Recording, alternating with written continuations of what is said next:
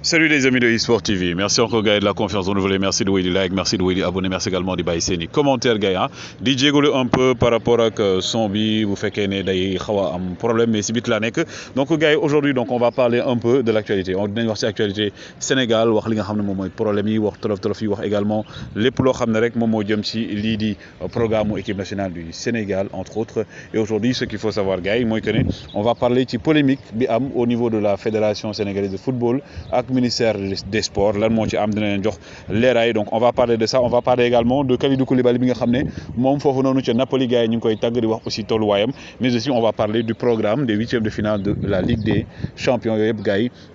dinañ ci wax incha wu rabbi mais d'abord également continuer gars yi di abonné wu kon leen di like di également agrandir famille bi donc Stade mu ne Mendy le conte de fées se poursuit di wax ci Edouard Mendy mi nga xam ne moom moo gañewaat beneen trophée fi mu ne nii rejoindre Sadio Mané au tableau des records par rapport ak li nga xam ne mooy nombre de trophées yi ñu gagné mais également ñu wax également ci yéenekaay bi nga xam ne moom mooy record mi ñëw wax ci li nga xam ne mooy la polémique enfle ci lan jëm ci prime yi nga xam ne moom moo ñu war a jox li nga xam ne mooy donc joueurs yi ak aussi yenn ci membre fédération bi ñu ne Abdoulaye Sow réplique à Mame Adama Ndour donc ñu ne jamono de Fatick n'écarte pas de saisir la FIFA Matar Ba et Augustin Senghor montent au créneau yéenekaay mi di Rewmi Sport mu ne l'étonnante révélation de Bamba Dieng l'année folle d'Edouard Mendy continue loolu la yéenekaay wax par rapport li nga xam ne moom mooy actualité jëm ci lii di équipe nationale du Sénégal jëm ci également li nga xam ne moom mooy donc prime yi nga xam moom la ñuy joxe donc mais d'abord gars yi joyeux anniversaire également à Ángel Di María donc Ángel Di María qui fête aujourd'hui ses 32 ans.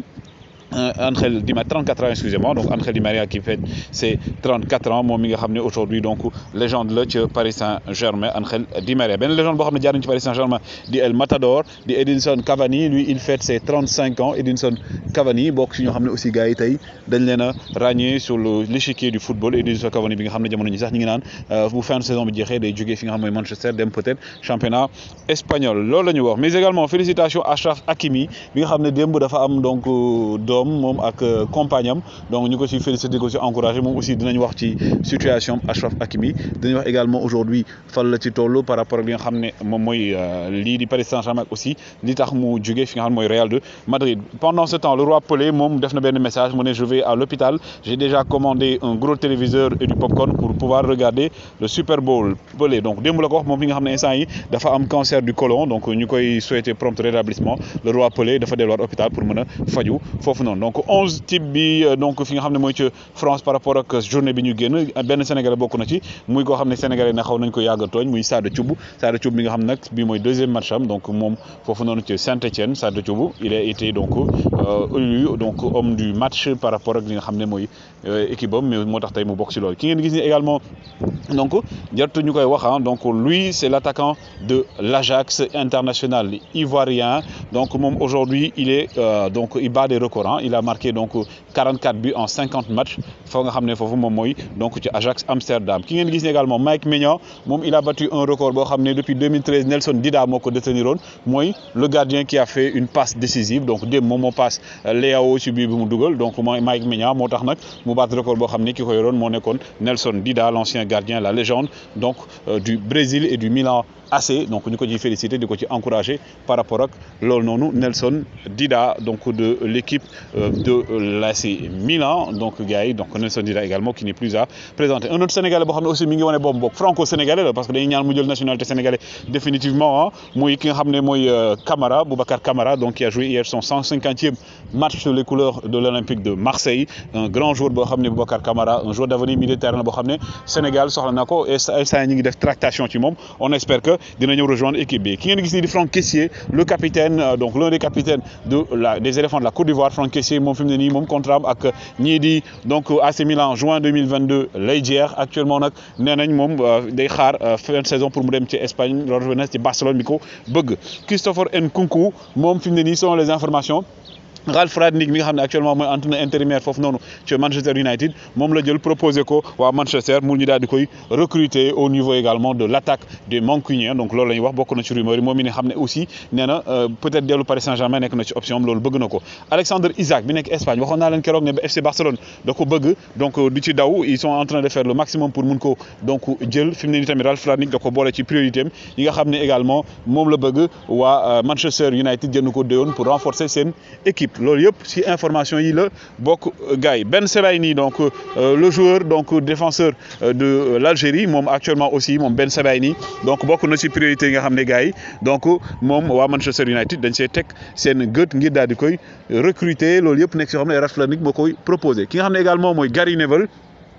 Gary Neville actuellement gars yi aussi moom dafa def déclaration ci nga xam ne moom mooy joueur mancunien yi nee na joueur mancunien yi fi mu ne nii ñoom bu fekkee ne ñoom ñoo ne nañu indi ki nga xam ne mooy Pochettino ñoom seen yoon nekk si nañ concentré ci football bi ndax foofu lañ leen di xaar waaye du ci leneen donc moom nee nañ bàyyi xiroo beeg ŋaayo bi foofu noonu ki nga xam ne moom mooy ngeen gis ni mooy Tchouaméni donc milieu de terrain ci AS Monaco bokk na ci ñi nga xam ne waa Blues de Chelsea dañ leen a bëgg Blues de Chelsea nee nañ ñoom fi mu ne nii 200 millions lañ teg si table bi pour recruter ñetti joueurs donc bokk na ci ki nga xam ne nag moom mooy kii di donc Tchouaméni entre autres bokk na ci yeneen joueurs yoo xam ne également ñu ngi foofu noonu di évoluer ci Angleterre mais aussi am na beneen joueur boo xam ne ñoom it waa Chelsea bëgg nañ ko donc muy waxoon naa la ko démb muy Jules Koundé bi nga xam ne waa Chelsea fi mu ne nii dañ see teg seen gët ne moom la ñu bëgg Jules Koundé pour mu ñëw jouer également ci fi nga xam ne mooy ci Chelsea les Blues de Chelsea yooyu yëpp nekk ay information yoo xam ne gars yi actuellement gars yi ñu ngi koy wax foofu noonu.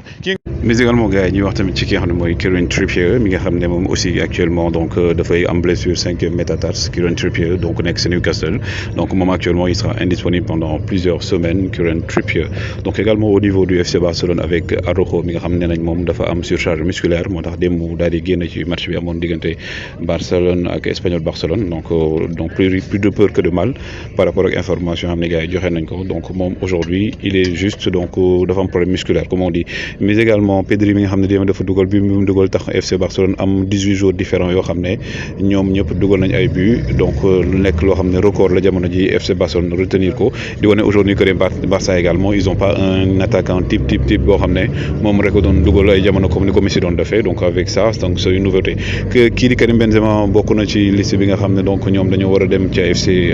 ci Paris Saint-Germain pour jouer ji Karim Benzema bi nga xam ne nag tey la ñuy xam décision médicale ndax day titulaire wala boog day toog ci banc bi mais il a forte chance moom mu daal di toog ci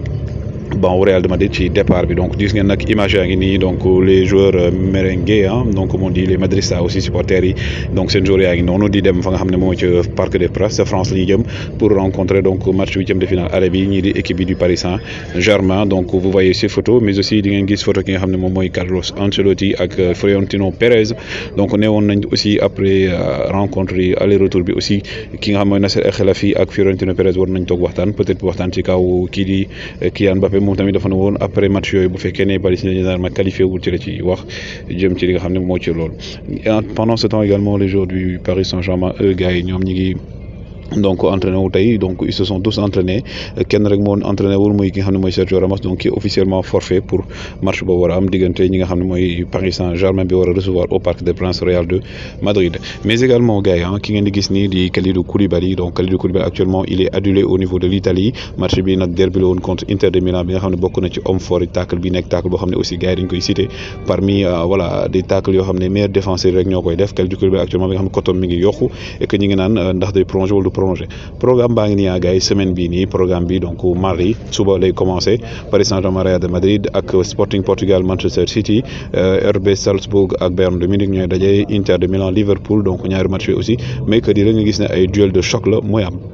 Donc gars, comme je l'avais dit par rapport ak li nga xam ne mooy actualité bi au sein de la fédération du Sénégal de football gis ngeen nag ba Macky Sall waxee ne day jox jour bu nekk 50 millions ak ñaari terrain loolu jur coow donc taxoon nag ba ñu ne ñaari vice président ñoom dañoo gis ne ñoom ci prime yi ñuy joxe dañ leen ci génne donc un certain Ndour entre autres mais également avant boobu aussi il faut savoir que ne donc budget bi ñu génne pour defar stade Léopold Sédar Senghor ak Demba Diop dina toll ci 27 milliards de francs CFA donc aujourd'hui Sénégal également prime yi Macky Sall joxe toll ci 3,5 milliards milliards ñu nar ko jox joueur équipe nationale du Sénégal yi entre autres donc gars yi gis nañ ne coow bi bëri na Matar Ba nag moom génn wax na ci lu leer nee na gars yi li ñuy coow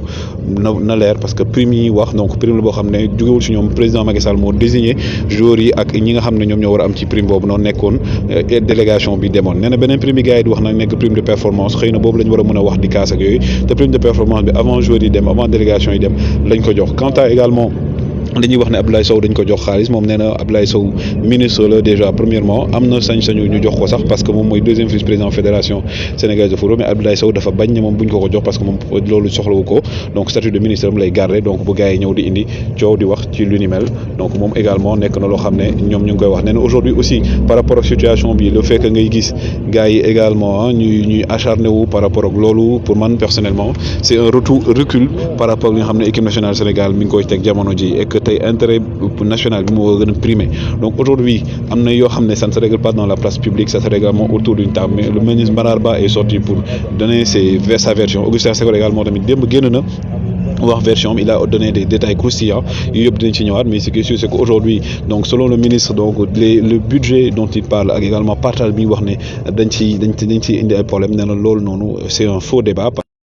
En tout cas gars yéen donnez votre avis woy leen di like woy leen di abonné toujours un plaisir de vous servir jégalu encore ci qualité son bi jaa ngeen jëf.